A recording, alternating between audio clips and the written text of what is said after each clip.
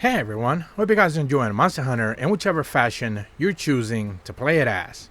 And today I'm going to host a little bit of a discussion topic regarding Monster Hunter maps, and not only which ones do we want to see return, but also which new maps should be making their way into the franchise.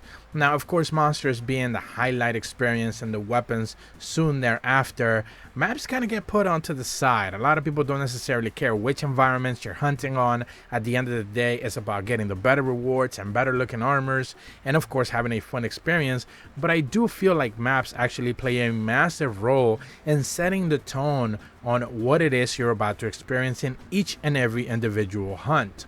And I think that depending on what they try to do with Monster Hunter 6, or of course the next mainline generation title that we do end up getting, naming conventions aside, I think seeing some returning maps would go a long way to get that nostalgia going for a lot of players, but also at the same time seeing some new maps with some entirely new ideas would get people very excited as well, especially when we end up seeing that first introduction trailer. So I do want you guys to let me know in the comments which maps you would like to see return, and of course which type of new setting you would like to see being added in as part of the next mainline game. But when it comes to returning maps, there's only 3 that I have a real pretty decent attachment with that I would actually love to see be able to come back. 2 of them are from the PSP 3DS era, and one of them is of course a Gen 9 map that we actually got to see in Monster Hunter World.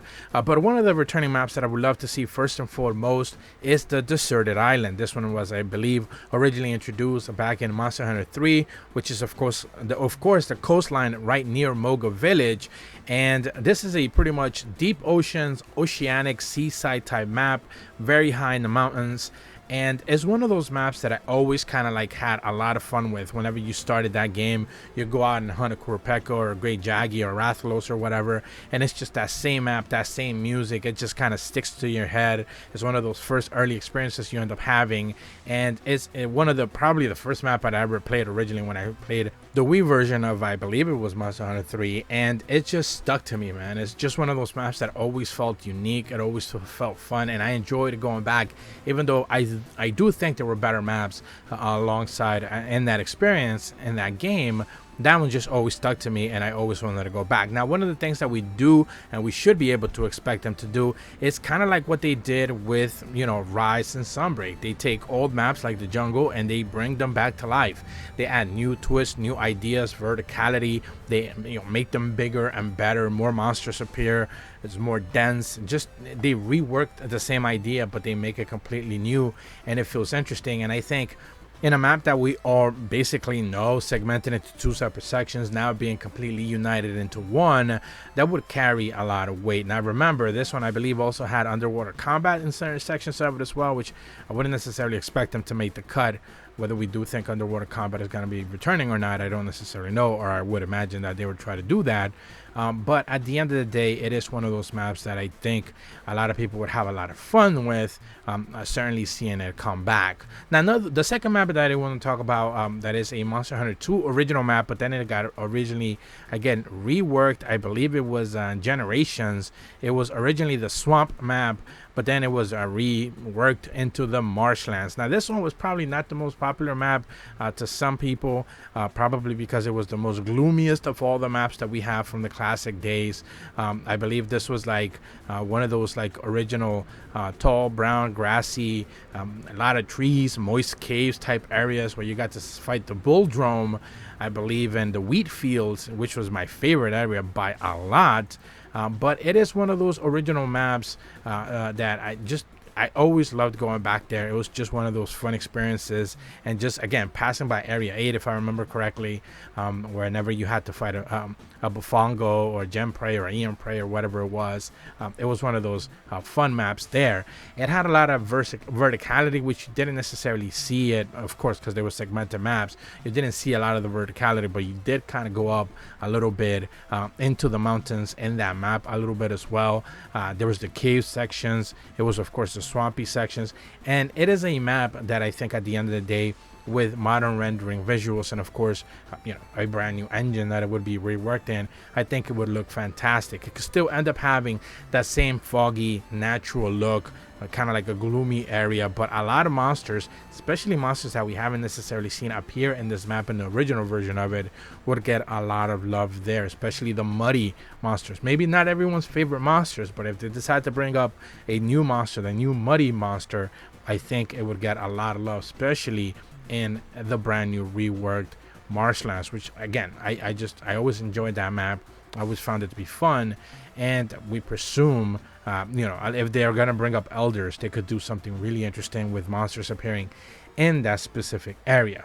Now, when it comes to like Monster Hunter World maps, or at the very least Gen 5 maps, Coral Highlands is probably the easiest choice for me.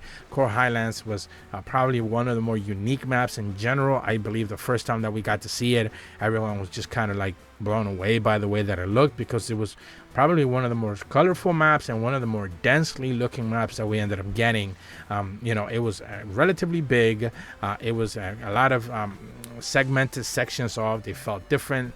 It had verticality, which is something that they're relying on more and more, as we have seen with Rise and Sunbreak. And I think the introduction of monsters like Paolumu and Legiana, and even Odogaron to some degree appearing, underneath, it just kind of added some really interesting twists to this map. I think that at the end of the day, they did a pretty good job with that map, but I was a pretty big fan of it when we got to see it originally, and I think for them to decide to bring it back would go a long way. But that's just basically the 3 maps that I would love to see returning.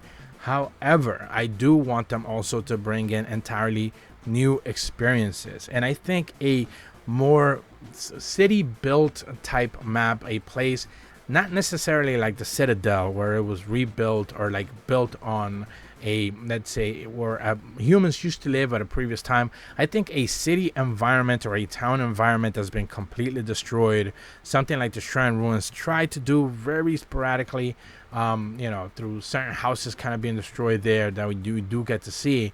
I think them having to rework or do a map where actually people lived in, but then just had to, leave because monsters were invading or whatever the case is, or just the threat of natural environments, things happening around the world. Having a bunch of monsters kind of like corralled in that specific area would go a long way. This is something that the Rampage did.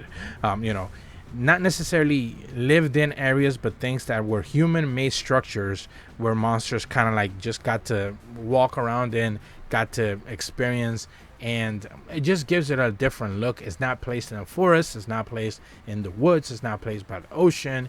It is just a different environment to be able to see kind of monsters in, and I do think it would introduce a better option for like turrets and stuff like that. It could even bring some of those connections with the original castle sieges with like Lao kind of invading.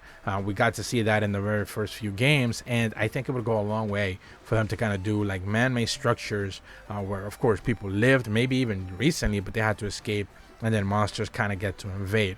My entire worry though when it comes to maps, and I don't want to make this a little rant regarding open world games, but you guys have heard me talk about this before, would be the fact that I do think, the bottom of my heart, that Capcom is going to probably try to take Monster Hunter into an open world format. I most certainly hope they do not try to do that, because a lot of that differentialities, those differences between one map and another, would most likely end up being lost, since all maps will be interconnected in one huge area, and they have to have some sort of cohesion, or unless the map is extremely big, chances are they're going to have to be cohesively together, and they would just lose so much of that originality where each individual map can have its very own distinct features and sets. I mean, can you imagine trying to have the desert and the frozen isles and like the Shrine Ruins all actually stuck together into one map?